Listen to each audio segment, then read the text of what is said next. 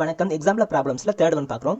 Verify the following using the concept of integration as and anti derivative அப்படின்னு கேட்டிருக்காங்க. So ஒன்றும் இல்லை, LHS RHS prove பண்ணணும். இந்த மாதிரி சம்மில் பாருங்கள், இன்டகிரேட் பண்ணோம்னா இதை எல்ஹெச்எஸ் இன்டகிரேட் பண்ணால் நமக்கு இந்த ஆன்சர் வரணும். ஓகேங்களா? இந்த மாதிரி கொஸ்டின் வந்து நமக்கு எம்சிக்யூலையும் அதிகமாக கேட்பாங்க. இந்த மாதிரி இடத்துல நம்ம என்ன பண்ணணும் அப்படின்னா, இன்கேஸ் நமக்கு எம்சிக்யூவில் கேட்டிருந்தாலும் வச்சுங்களேன், ஒரு 4 ஆப்ஷன் கொடுத்துருப்பாங்க. ஸோ இதுதான் ஃபஸ்ட் ஆப்ஷன் வச்சுப்போம். ஓகேவா? இதை இன்டகிரேட் பண்ணுறதுக்கு பதிலாக இதை டிஃப்ரென்ஷியேட் பண்ணி பார்த்தோம்னா இந்த ஆன்சர் வரணும். புரியுதா? நல்லா கவனிங்க. இந்த இன்டகிரேஷன் இந்த பக்கம் வரும்போது என்னவா மாறும்னா ஆன்டி டெரிவேட்டிவாக மாறும். ஸோ இது வந்து ஆன்டி டெரிவேட்டிவ், இந்த பக்கம் வரும்போது டெரிவேட்டிவாக மாறும். ஸோ இன்டகிரேஷன் என்ன பார்த்தோம்? Opposite of derivative. ஓகேவா?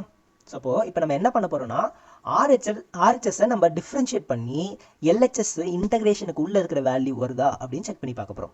அதுதான் கொஸ்டினில் கேட்டிருக்காங்க. நம்ம எம்சிக்யூ கேட்டிருந்தாலும், எம்சிக்யூவில் இந்த மாதிரி கொஸ்டின் கேட்டாலும் இங்கே பாருங்கள், நியூமரேட்டர் டினாமினேட்டர் ரெண்டு தனித்தனியாக இருக்குது. இதை வந்து ஃபார்முலா வச்சு எக்ஸ்பெண்ட் பண்ணி போடணும், பெருசாக போகும் சம்மு. ஸோ அப்போது எம்சிக்யூக்கு டைம் வேஸ்ட் பண்ணாமல் ஆப்ஷன்ஸை வந்து டிஃப்ரென்ஷியேட் பண்ணி ஆன்சர் கண்டுபிடிச்சிக்கணும். ஸோ ஆனால் இந்த இடத்துல அவங்க கொஸ்டின்லேயே தெளிவாக கேட்டிருக்காங்க, இன்டகிரேஷனை வந்து ஆன்டி டெரிவேட்டிவ் யூஸ் பண்ணி வெரிஃபை பண்ண சொல்லியிருக்காங்க. ஓகேவா? இப்போ சம் போடலாம். இப்போ நான் என்ன பண்ணுறேன்னா, டிஃப்ரென்ஷியேஷன் ஆஃப் ஆர்ஹெச்எஸ் என்ன இருக்குது? X minus X square by 2 plus X cube by 3 minus log of X plus 1 plus C. So இப்போ எக்ஸை டிஃப்ரென்ஷியேட் பண்ண என்ன ஆகும்? 1 மைனஸ் எக்ஸ் ஸ்கொயரை டிஃப்ரென்ஷியேட் பண்ணால் 2x, டினாமினேட்டில் இருக்கிற 2 அப்படியே இருக்கட்டும். அடுத்து எக்ஸ் கியூபை டிஃப்ரென்ஷியேட் பண்ணால் 3x ஸ்கொயர், டினாமினேட்டில் இருக்கிற 3 அப்படியே இருக்கட்டும். லாக் எக்ஸ் ப்ளஸ் 1 டிஃப்ரென்ஷியேட் பண்ணால் 1 by X plus 1 plus C வந்து கான்ஸ்டன்ட், டிஃப்ரென்ஷியேட் பண்ணால் 0, அதை அப்படியே விட்டுறேன். ஓகே, இங்கே 2 கேன்சல் ஆகிடுதா?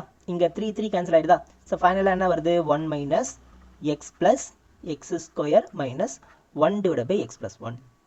ஸோ இப்போ இந்த இடத்துல நம்ம எல்சிஎம் எடுக்கணுமா? எல்சிஎம் என்ன வருது? எக்ஸ் மைனஸ் 1ன்னு வருதா? ஸோ இப்போ 1 கூட எக்ஸ் ப்ளஸ் 1 மல்டிப்ளை பண்ணால் அதே தான் வரும். Minus x into x plus 1 plus X square into x plus 1, ஃபைனலாக minus 1.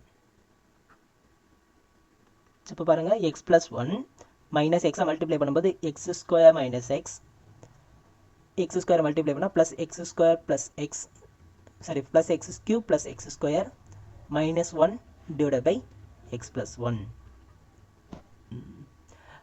Plus x minus x cancel ஆகிடுது, ப்ளஸ் 1 மைனஸ் 1 கேன்சல் ஆகிடுது, minus X square plus X square cancel ஆகிடுது, remaining X cube divide by X plus 1 தான் வருது. பாருங்கள், கொஸ்டினை check பண்ணி பாருங்கள், X cube divide by X plus 1 இருக்கா? ஸோ இதுதான் இங்கேயும் இருக்கா? ஸோ நம்ம வெரிஃபை பண்ணியாச்சு. தேங்க்யூ.